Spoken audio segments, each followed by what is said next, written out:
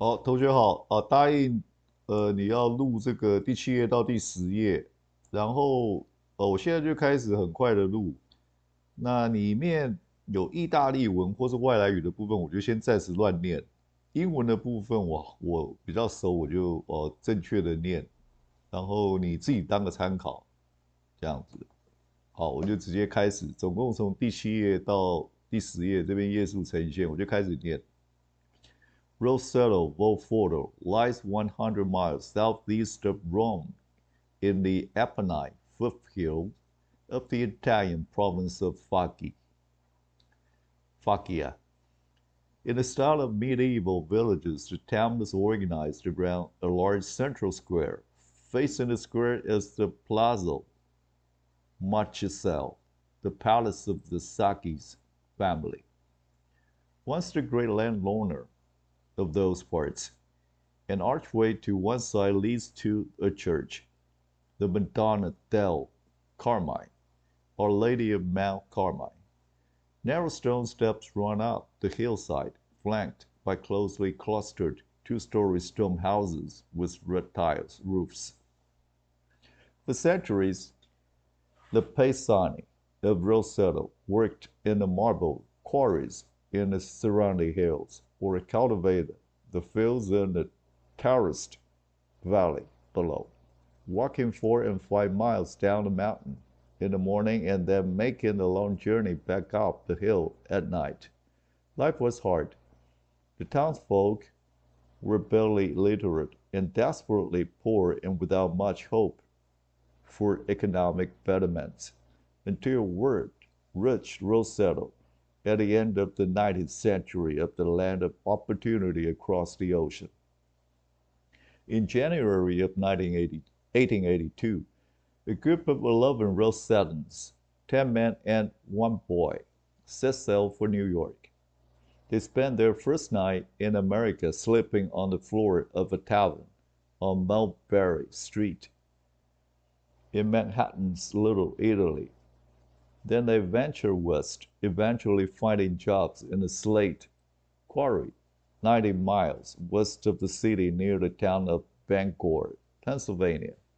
The following year, 15 Rosettans left Italy for America, and several members of that group ended up in Bangor as well, joining their compatriots in the slate quarry. Those immigrants in turn sent word back to Rosetto about the promise of the New World. And soon one group of Rosettans after another packed their bags and headed for Pennsylvania until the initial stream of immigrants became a flood. In 1894 alone, some 1,200 Rosettans applied for passports to America, leaving entire streets of their old village abandoned. The Rosettans began buying land on rocky hillside connected to Bangor by a steep, rotted wagon path. They built closely clustered two-story stone houses with slate roofs on narrow streets running up and down the hillside. They built a church and called it Our Lady of Mount Carmel, and named the main street on which it stood Garibaldi Avenue. After the great era of Italian unification, in the beginning, they called their town New Italy, but they soon changed it to Rosetto, which seemed only appropriate given that almost all of them had come from the same village in Italy. In 1896, a dynamic young priest by name of Father Rosagriel de Nisco took over at Our Lady of Mount Carmel. De Nisco set up spiritual societies and organized festivals. He encouraged the townfolk to clear the land and plant onions, beans, potatoes, melons, and fruit trees in the long backyards behind their houses. He gave out seeds and bulbs. The town came to life. the Rosettans began raising pigs in their backyards and growing grapes for homemade wine. Schools, a park, a convent, and a cemetery were built. Small shops and bakeries and restaurants and bars opened along Garibaldi Avenue. More than a dozen factories sprang up making blouses for the garments trade. Neighboring Bangor was largely Welsh and English, and the next town over was overwhelmingly German, which meant, given the fractious relationships between the English and Germans and Italians in those years, that Rossetto stayed strictly for Rosettans. If you had wandered up and down the streets of Rossetto in Pennsylvania in the first few decades after 1900, you would have heard only Italian, and not just any Italian, but a precise Thousand Foggia dialect spoken back in the Italian Rossetto. Rossetto, Pennsylvania was its own tiny, self-sufficient world, all but unknown by the society around it, and it might well have remained so but for a man named Stewart Wolfe. Wolfe was a physician. He studied digestion and the stomach and taught in a medical school at the University of Oklahoma. He spent his summers on a farm in Pennsylvania, not far from Rossetto, although that, of course, didn't mean much, since Rossetto was so much in its own world that it was impossible to live in the next town and never know much about it. One of the times when we were up there for the summer, this would have been in the late 1950s, I was invited to give a talk at a local medical society. Wolfe said years later in an interview. After the talk was over, one of the local doctors invited me to have a beer. And while we were having a drink, he said, "You know, I've been practicing for 17 years. I get patients from all over, and I rarely find anyone from Rossetto under the age of 65 with heart disease." Wolfe was taken aback. This was the 1950s, years before the advance of cholesterol-lowering drugs and aggressive measures to prevent heart disease. Heart attacks were an epidemic in the United States. They were the leading cause of deaths in men under the age of 65. It was impossible to be a doctor, common sense said, and not see heart disease. Wolfe decided to investigate. He enlisted the support of some of his students and colleagues from Oklahoma. They gathered together the death certificates from residents of the town, going back as many years as they could. They analyzed physicians' records. They took medical histories and constructed family genealogies. We got busy, Wolfe said. We decided to do a preliminary study. We started in 1961. The mayor said, "All my sisters are going to help you." He had 4 sisters, he said. "You can have the town council room," I said. "Where are you going to have council meetings?" he said. "Well, we'll postpone them for a while. The ladies would bring us lunch. We had little booths where we could take blood, do EKGs. We were there for 4 weeks. Then I talked with the authorities. They gave us a school for the summer. We invited the entire population of Rossetto to be tested. The results were astonishing. In Rossetto, virtually no one under 55 had died of a heart attack or showed any signs of heart disease. For men over 65, the death rate from heart disease in Rossetto was roughly half that of the United States as a whole. The death rate from all causes in Rossetto, in fact, was 30 to 35% lower than expected. Wolfe brought in a friend of his, a sociologist from Oklahoma named John Brown. To help them, I hired medical students and sociology grad students as interviewers. And in Rossetto, we went house to house and talked to every person aged 21 and over. Brown remembers this happened more than 50 years ago, but Brown still had a sense of amazement in his voice as he described what they found. There was no suicide, no alcoholism, no drug addiction, and very little crime. They didn't have anyone on welfare. Then we looked at peptic ulcers. They didn't have any of those either. These people were dying of old age. That's it. Wolf's profession had a name for a place like Rossetto, a place that lay outside everyday experience where the normal rules did not apply. Rossetto was an outlier.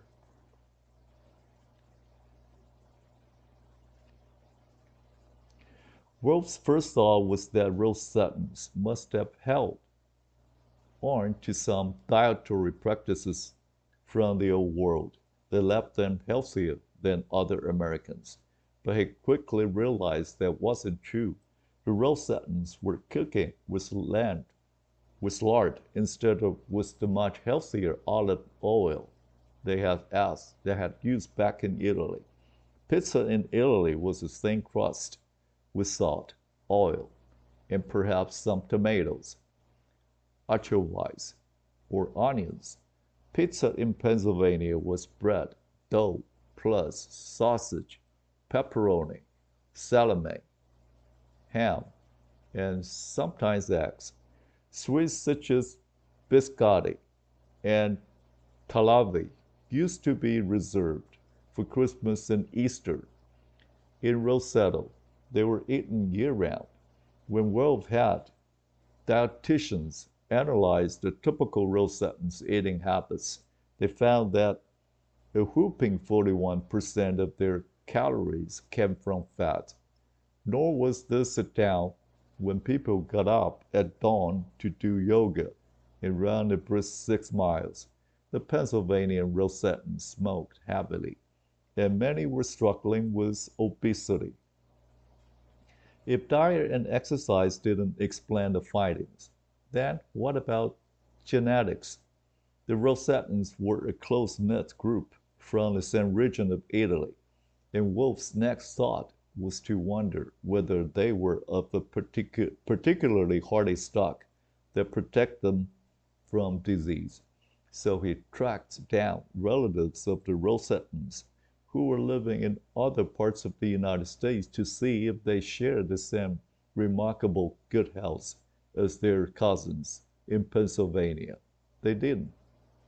He then looked at the region where the Rosettans lived. Was it possible that there was something about living in the foothills of eastern Pennsylvania that was good for their health? The two closest towns to Rossetto were Bangor, which was just down the hill, and Nazareth, a few miles away. These were both about the same size as Rossetto, and both were populated with the same kind of hard-working European immigrants. Rolfe combed through both towns' medical records. For men over 65, the death rates from heart disease in Nazareth and Bangor was 3 times that of Rossetto, another dead end. What Wolfe began to realize was that the secret of Rossetto wasn't diet or exercise or genes or location. It had to be Rossetto itself. As Brown and Wolfe walked around the town, they figured out why. They looked at how the Rosettans visited one another, stopping to chat in Italian on the street, say, or cooking for one another in their backyards. They learned about the extended family clans that underlay the town's social structure. They saw how many homes have 3 generations living under one roof, and how much respect grandparents commanded.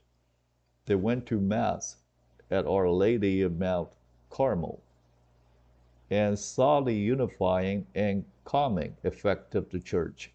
They counted 22 separate civic organizations in a town of just under 2,000 people. They picked up on the particular egalitarian ethos of the community, which discouraged the wealthy from flaunting their success and helped the unsuccessful obscure their failures. In transplanting the Pisani culture of southern Italy to the hills of eastern Pennsylvania, the Rosetons helped create a powerful, protective social structure capable of insulating them from the pressures of the modern world. The Rosettans were healthy because of where they were from, because of the world they had created for themselves in their tiny little town in the hills. I remember going to Roseto for the first time, and you see three generational family meals. All the bakeries, the people walking up and down the streets, sitting on their porches, talking to each other, the blouse mills where the women worked during the day while the men worked in the slate quarries. Brown said it was magical. When Brown and Wolf first presented their findings to medical community, you can imagine the kind of skepticism they faced. They went to conferences where their peers were presenting long rows of data arrayed in complex charts and referring to this kind of gene or that kind of physiological process. And they themselves were talking instead about the mysterious and magical benefits of people stopping to talk to one another on the streets and of having three generations under one roof.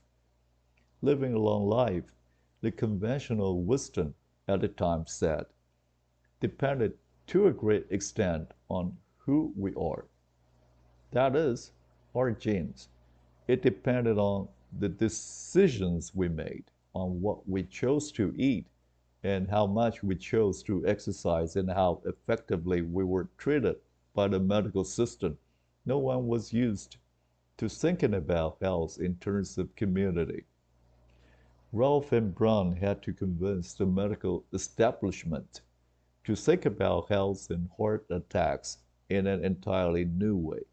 They had to get them to realize that they wouldn't be able to understand why someone was healthy if all they did was think about an individual's personal choices or actions in isolation. They had to look beyond the individual. They had to understand the culture he or she was a part of, and who their friends and families were, and what town their families came from. They had to appreciate the idea that the values of the world we inhabit and the people we surround ourselves with have a profound effect on who we are. In Outliers, I want to do for our understanding of success what Stuart Wolf did for our understanding of health. 好，我就念完了，很快一气呵成，但是里面有很多字处理的不是很好啊，你自己再修正一下，这样子。如果有问题的话，那就查一下英英字典的那个念法。那要注意，就是一个字一个字单独的念，跟一个段落、一个整个的句子的念法会有点不太一样，这样。哦，那我里面确实有一些念的不太好的地方，你再自己调整。有问题的话，我们再后面有机会我们再来讨论。好，我今天就把第7页到第10页整个讲完、念完，你当个参考。好，那就先到这个地方。